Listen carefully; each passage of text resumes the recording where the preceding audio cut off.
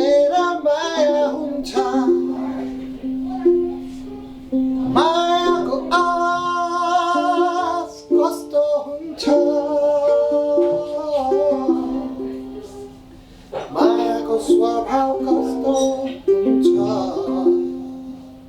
मायामा जित कसको हुन्छ मायामा हार कसको हुन्छ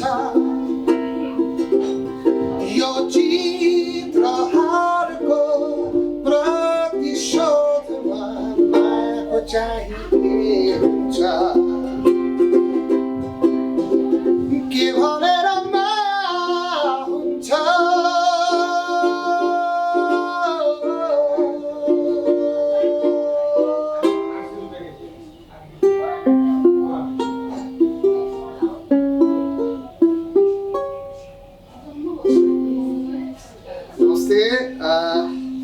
I'm ARKO Mukherjee, सबैलाई धेरै धन्यवाद and I'm from Kolkata and I'm right now in Mokshya near Birtamode in the eastern part of Nepal, and it's a really fortunate thing for me after this COVID and all the lockdowns. It's nice to be back for live performances.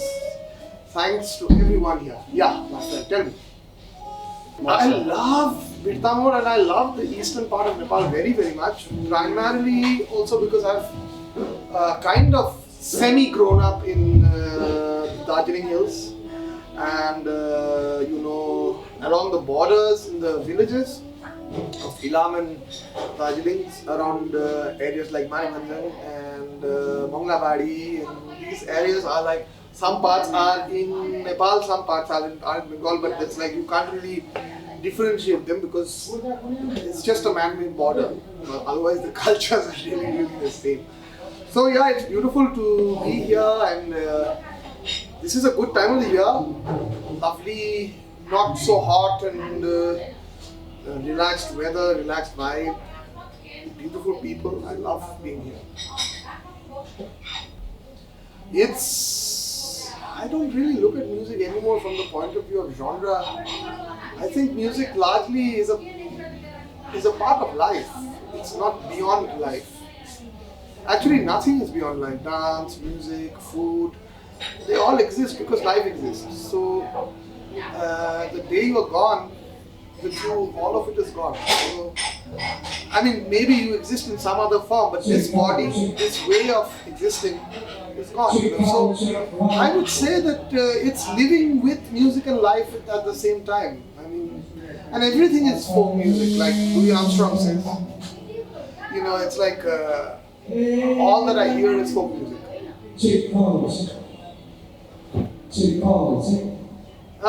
It's a part of life. It's an important part of life, not more important than life. It's a beautiful thing because life has its own rhythm, life has its own music, life has its own sounds. When we speak, we move, everything is in a melody or a movement is in a rhythm. And there are other people moving, so there are polyrhythms which are happening all around us. There are other notes, like someone is singing right now far away. There are some people talking somewhere else. So it's like a polyphony of multiple sounds going on. So it's like music is one of those beautiful things of life, one of those beautiful gifts of life. Musical journey to very complicated. मेरो सानो टाइममा I used to learn classical in North Indian classical and subcontinental classical music from my parents. मेरो आमा बाबा दुईजनै classical singer छ. So I used to learn that. Then I got tired of all that. My dad used to sing a lot of Santali folk songs sometimes, and we used to come to trek in Darjeeling area, in the Singalila area. So I used to hear a lot of the Sherpas and the mountain guides and the local villagers singing a lot of songs. Sometimes they were Nepali folk songs, sometimes they were Nepali film songs, pop songs of that time. Sometimes they were Hindi songs.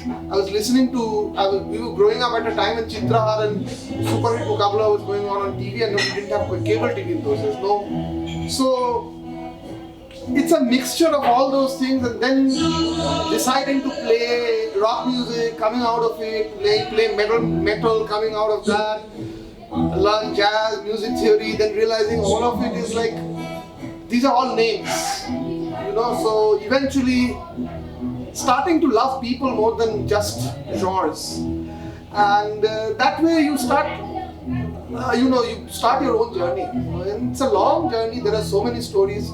Some in Europe, some in India, some in Nepal, some in Bangladesh. It's complicated, but life is complicated and it's unique. So yeah.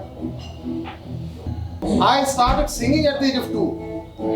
When I was 2 years old, I used to sing with my mom and dad, sitting there and listening to them, and the whole family used to sing. So I used to pick up really complicated melodies of these semi-classical types, which, your parents, like, they encourage you, but they say you don't have to do, you have to show off, be calm and composed and all of these things. And then, it went on. I used to play in the locality, in the local puja stage, mandap, and play in the local antakshari, then sing in the school band, and then many bands, one after another, deciding to take music as a profession is difficult, because we come from lower middle class families. We don't have businessmen in our families, so it's Baba's little salary which has to run everyone. So then you have your responsibilities. So when you say like, I want to play music, you get the pressure of saying like, who will earn? So I will earn with music. And Baba used to say through rock music in India. And in those days, I used to think like, yeah, why not? But now I realize how difficult it is to do any form without appreciating your local forms.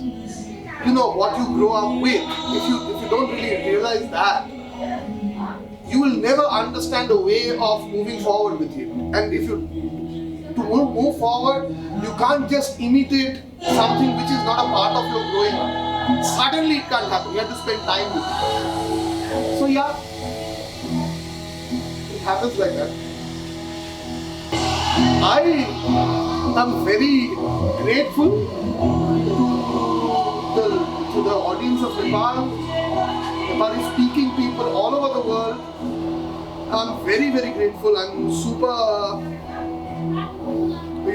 enthralled by this whole thing. I have one little problem with the understanding of cover, because often people use this word cover artist and cover musicians. 50 years back, there was no understanding of the word cover. There used to be songs were there, and which were hundreds of years old, someone adding a verse to it, another person singing it, another person, and that's how for 3,000-4,000 years music has carried on. Every music is a cover of something or the other. There is no such, it's basically an industrial capital process of basically making money and owning music in a way that music doesn't exist like that. It's in every human being. If I am covering someone, then I'm also trying to cover that person's heartbeat. I'm also trying to cover that person's movement. We are all unique in our heartbeats, unique in our movements, unique in our. This is my only thing. Like, we are not. None of us are actually cover artists or original artists. I'd be more than happy if someone takes up a song which I have written and adds a verse to it and sings. I wouldn't call that a cover. I would call it a folk song. It's a common man's song. Every song is for everyone.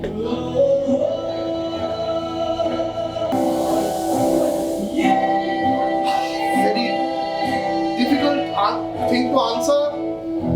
I mean, the band, yes, very difficult, because the band, I would say, I have a little bit of savings to have my dal bhat, luckily enough. I'm coming to very basic levels. Even my band, although they were super affected, but even their dal bhat was sorted. Actually, the question should be, how did pandemic affect everyone else around me? Where did this dal bhat come from? It came from people who were growing it in the fields, and they were the worst affected. If they are affected, then we are all affected. So yeah, I kind of tried a little bit to work with independent initiatives, not NGOs and not government initiatives, but absolutely independent initiatives who are trying to feed locals, whether it's in Nepal, whether it's in Bengal, whether it's in South India, I don't know. But they had to give me documents of whatever they purchased and how they distributed it. So we worked on several fundraising programs. I don't think it was enough because there are, in our kind of part of the world, there are so many people who are below the poverty line, so many people who actually feed us, who are our providers. That's why I feel sad, but at least I can say that we tried. Hari, I think, is one of the most talented. Haridai is one of the most talented guitar players I have met in my life. Very underrated, I feel, because I think Haridai is big in Nepal, but Haridai is worth being bigger. You know what I mean? I mean, Haridai deserves a bigger spot in this whole South Asian diaspora because he works with the Gypsy thing, which is a very rare thing, and I really wish him all the very best.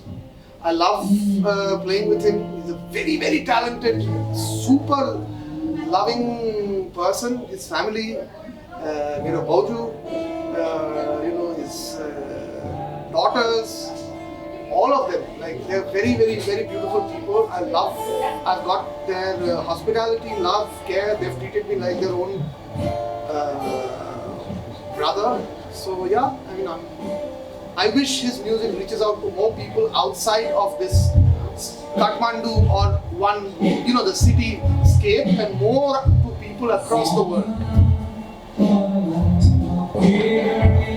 I actually don't speak in 20 languages. I sing in more than 40 different languages. That's because actually language is a mental barrier. Language is a mental barrier. If you love a song, if you love a melody, if you love a sound, you can go to the person who comes from that culture or tradition,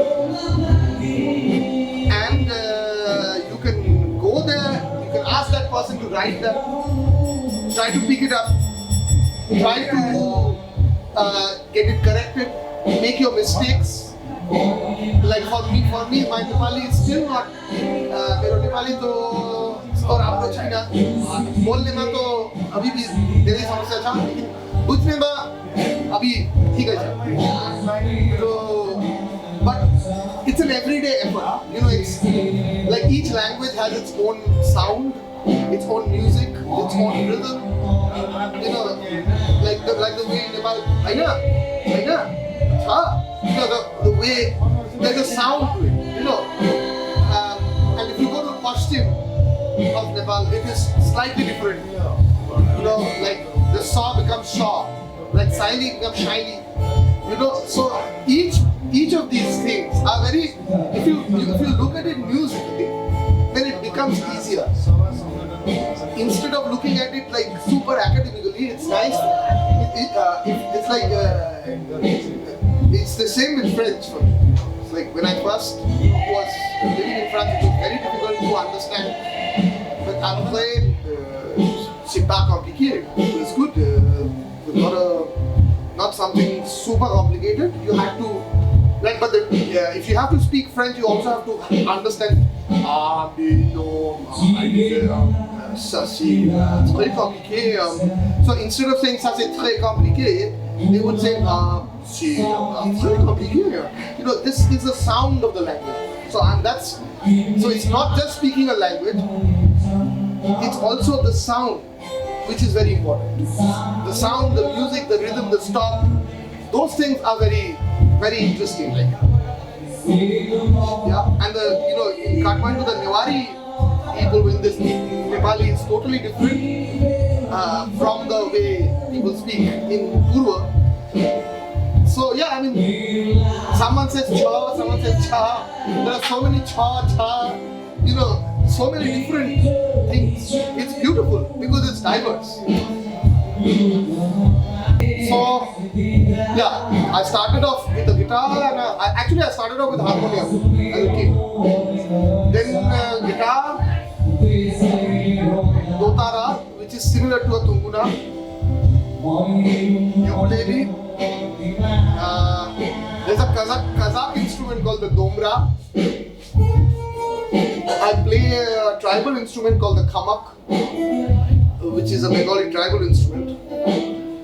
Yeah, so there's a Russian instrument called it's like a Russian lute, it's called the balalaika. So, a little bit of the mandolin, and sometimes I try playing the congas a little bit. I mean, I love the congas, but I can't play it. But yeah. It's very difficult to say which is my favorite Nepali song, but because there are so many songs I love. One of my favorite songs is it's a very old Nepali song by Panna Kazi Shakya.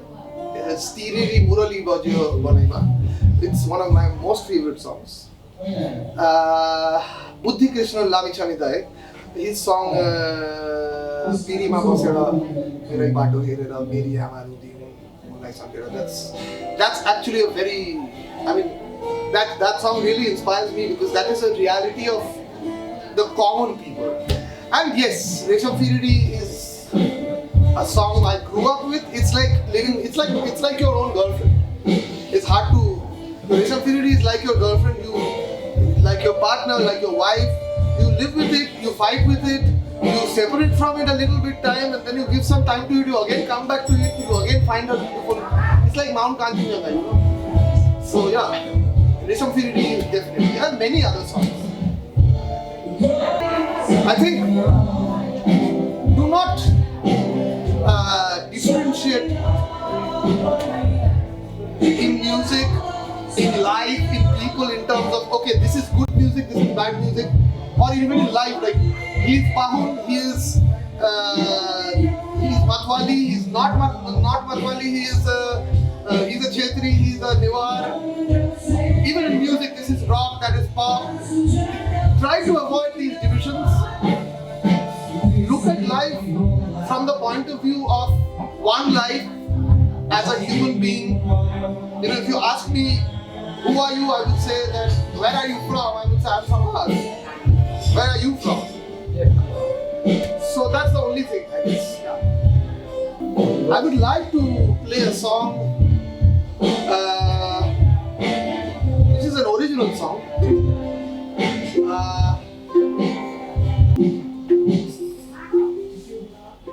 First of all, I'd like to pay my homage to the great, late Jhapa Gandharva, one of the greatest artists in the world I've heard. Like, I was talking about many songs, but if you ask me one person from Nepal, it would definitely be Jhapa Gandharva, because I've never heard a texture, a timbre so unique in my life. It's like listening to Alifar Kature from Mali. It's like listening to B.B. King. Or it's a similar kind of feeling. It's really hard to explain. So I'll do an original, and from there I'll go on to a Jhapa Gandharva Geet. This is written by my dear sister Samriddhi Shakya from Kathmandu, and I composed it.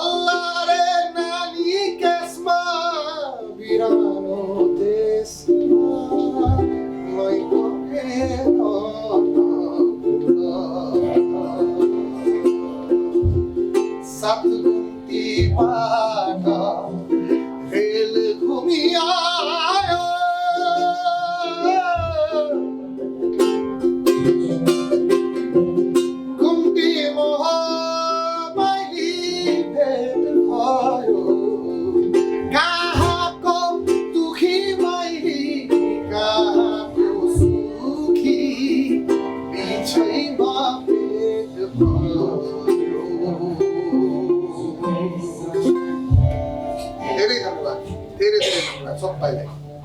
And special thanks to Mokshya, special thanks to Neeraj, Suraj and the entire family, Mero Ama, Baba here, and the entire family here for taking such an initiative. And the COVID was very hard, and this kind of events here, it actually helps even not only them, but also the people who work in the kitchen, the people who work every day. Their work is also affected. So they take the risk of doing this. My best wishes and regard to all of them. Thank you all. Carry on with your blogging as well. All the very best. Thank you.